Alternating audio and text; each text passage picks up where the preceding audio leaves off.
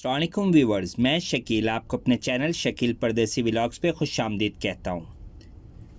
سعودی عرب میں غیر ملکیوں کے لیے اقامہ اور رہائشی قوانین واضح ہیں جن پر عمل کرنا سب کے لیے لازم ہے۔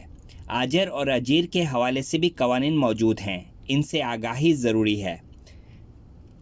ایک شخص نے پوچھا ہے کہ میرا پاسپورٹ ایکسپائر ہے اور میں اسپانسرشپ تبدیل کرانا چاہتا ہوں، کیا یہ ممکن ہے؟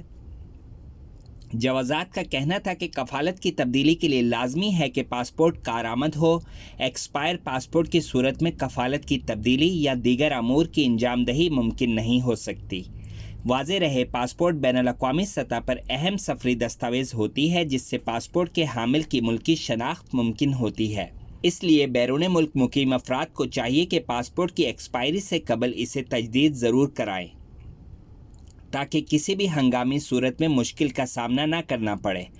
اسپانسرشپ کی تبدیلی، جسے یہاں عرف عام میں کفالت کہا جاتا ہے، کا عمل بھی کارآمد پاسپورٹ سے ہی مشروط ہے۔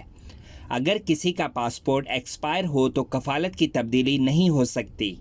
اس کے لیے سب سے پہلے پاسپورٹ ہی تجدید کرانے کے بعد ہی اسپانسرشپ کی تبدیلی کے لیے ڈیمانڈ یا طلب ارسال کی جائے تو بہتر ہوگا۔ بصورت دیگر، اگر کفالت کی تبدیلی کے لیے ڈیمانڈ ارسال کی گئی اور پاسپورٹ کی تجدید میں وقت لگا تو اس صورت میں ڈیمانڈ خودکار طریقے سے کینسل ہو جاتی ہے۔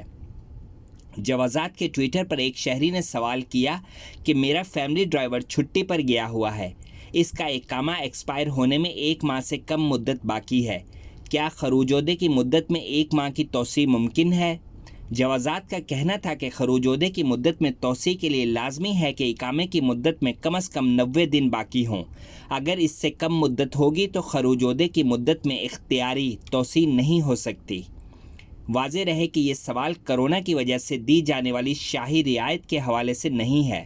شاہی رعایت کے تحت وہ تارکین جو کرونا کی وجہ سے مملکت نہیں آ سکتے، ان کے اقاموں اور خروج عہدے کی مدت میں 31 جولائی تک خودکار طریقے سے توسیع کا سلسلہ جاری ہے۔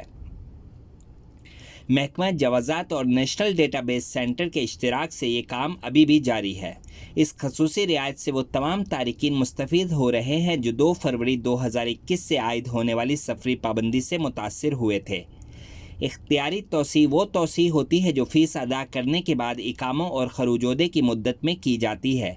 یہ بھی یاد رہے کہ جوازات نے ابشر اکاؤنٹ کے ذریعے بیرون مملکت گئے ہوئے اقامہ ہولڈرز کے لیے خروج عہدہ اور اقاموں کی مدت میں اختیاری توسیع کا آپشن فراہم کیا ہوا ہے، جس سے تارکین، خاص کر وہ افراد جن کے بچے تعلیم کی غرض سے پاکستان یا انڈیا یا کہیں اور گئے ہوتے ہیں، انہیں فائدہ ہوتا ہے۔ اس سے قبل طالب علموں کو اقاموں اور خروج عہدے کی مدت میں توسیع کے لیے واپس آنا ہوتا تھا، جس سے ان کے والدین پر اضافی مالی بوجھ پڑتا تھا، جو اس سہولت کے بعد کم ہو گیا ہے۔